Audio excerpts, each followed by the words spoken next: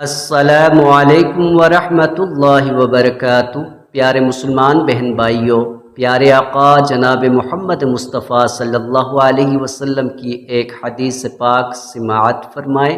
جزاک اللہ۔ بسم اللہ الرحمن الرحیم۔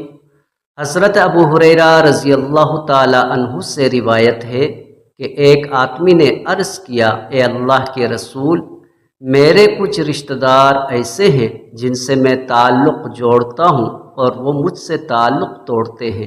میں ان سے نیکی کرتا ہوں اور وہ مجھ سے برائی کرتے ہیں، اور میں ان سے بردباری کرتا ہوں اور وہ مجھ سے بد اخلاقی سے پیش آتے ہیں۔